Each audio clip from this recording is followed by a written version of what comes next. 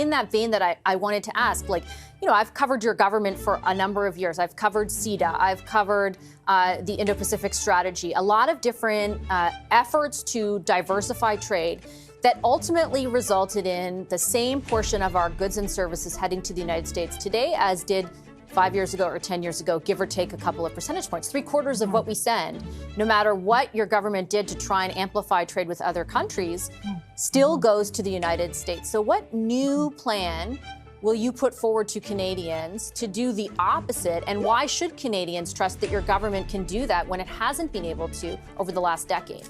But with great respect, Minister, my question wasn't about how many free trade deals we have. I pointed out that I've covered all of the ones that your government has signed over the last decade. When you raise the issue of leveraging, I think Canadians would wonder, why hasn't it been leveraged before? Why does it take this crisis to leverage trade deals that have been in place in some cases for a number of years? And if you couldn't leverage it over the last decade, why should they believe you will going forward? Trump doesn't care about literally the worst day in the markets since 2020. If that doesn't punch through to the president, in your estimation, what, if anything, will? Well, the markets lost $2.8 trillion, Vashi, and that in and of itself is a sign that the announcements from the White House yesterday are not only disruptive of the American, Canadian, and global economies, but that the devastation that these tariffs are going to occasion will continue in the long term, if not removed. So Canada's response to hit back with 25% tariffs on American-made vehicles that are not CUSMA compliant is a strong and proportionate response. And at the same time, we're going to put in place a framework. We call this a remission framework to ensure that auto producers can have relief as long as they maintain production and investment in our country. After those conversations, is it your view that an incentive structure is necessary to get them to stay in Canada? And I ask against, of course, the backdrop that Donald Trump has been explicit in trying to justify these tariffs by saying that he wants to move the sector from Canada and other countries back to the United States. Do you have any assurances that those companies are not going to pick up and leave?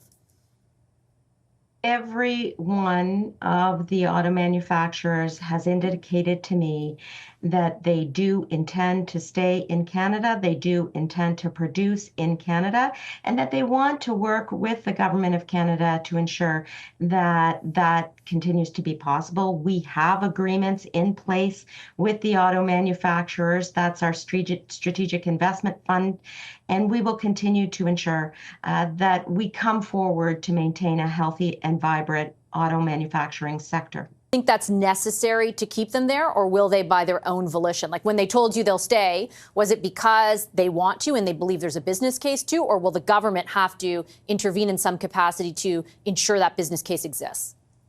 Well, there is no doubt that this is a volatile time, and yesterday was one of the most volatile moments in Canadian economic history that we have seen. Therefore, today's conversations are very much about ensuring that the auto manufacturers know that the Canadian government will be there for them to continue to develop, manufacture, and invest in Canada.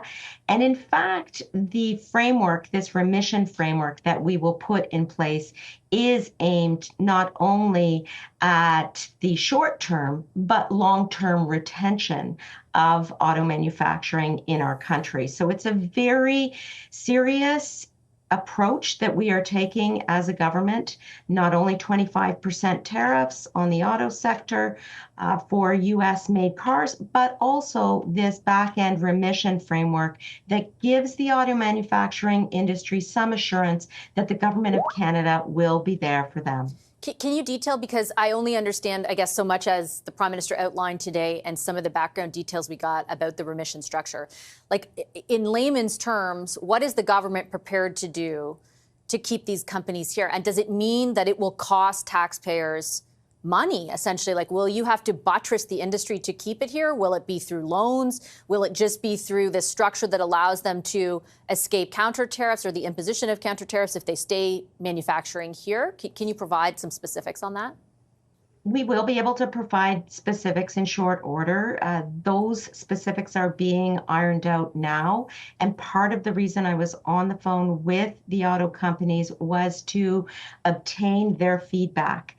We have a very close relationship here with not only industry, but labor and the broader parts sector. And I was pleased to see Prime Minister Carney do just that in his announcement this morning. Your government also announced that the revenue from counter tariffs, which it estimates to be in the neighborhood of $8 billion, will go back to the workers in industry. Can you clarify? I couldn't find any detail about through what mechanism or like what exactly does that mean? Is that to buttress EI? Is that, you know, another kind of CERB plan in place? Like what is that money going to be used for? Right now, you're exactly right to mention EI. What we are doing is removing obstacles to obtaining EI and EI top-ups as quickly as possible.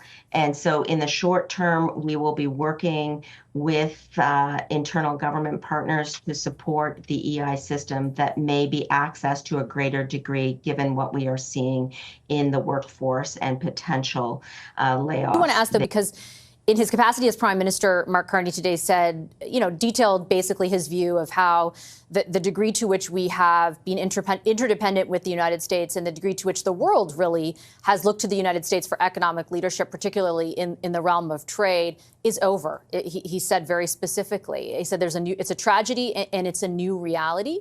And he also talked about Canada amplifying trade with looking to other like-minded countries. And it's in that vein that I wanted to ask, like, you know, I've covered your government for a number of years. I've covered CETA. I've covered the Indo-Pacific strategy, a lot of different efforts to diversify trade that ultimately resulted in the same portion of our goods and services heading to the United States today as did 5 years ago or 10 years ago, give or take a couple of percentage points. 3/4 of what we send, no matter what your government did to try and amplify trade with other countries, still goes to the United States. So what new plan will you put forward to Canadians to do the opposite? And why should Canadians trust that your government can do that when it hasn't been able to over the last decade? Actually, we are the only G7 country that has a free trade agreement with every other G7 country. So the first step is going to be to leverage each and every one of those trading relationships.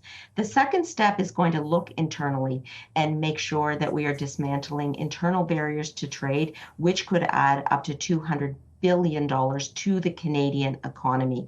So there are steps that we will take immediately as a result of the very devastating announcement relating to tariffs that President Trump has made over the last number of weeks. Regardless of the decisions that the United States is taking, this moment signifies a time where we need to broaden our trade relationships and leverage our natural resources and critical mineral sectors. Canada has everything that other countries want. Now will be the time to leverage those critical minerals and raw materials in particular, so that the United States and every other country that wants those minerals knows that there will be a price to pay when you want to trade with Canada. But with great respect, Minister, my question wasn't about how many free trade deals we have. I pointed out that I've covered all of the ones that your government has signed over the last decade. When you raise the issue of leveraging, I think Canadians would wonder, why hasn't it been leveraged before? Like, why does it take this crisis to leverage trade deals that have been in place in some cases for a number of years? And if you couldn't leverage it over the last decade, why should they believe you will going forward? Well, because they saw that we signed a free trade agreement with the United States in 2017 that Donald Trump himself signed. And we had assurance based on that agreement with the United States that, for example, $150 billion per year for the auto sector could transfer across the Canada-US border. That equation has now changed, and that requires us now to pivot and develop another strategy. And that requires us to have a leader who is serious and capable and experienced, one who has managed financial crises in the past, and one who will carry our country and our country's economy forward during these turbulent times.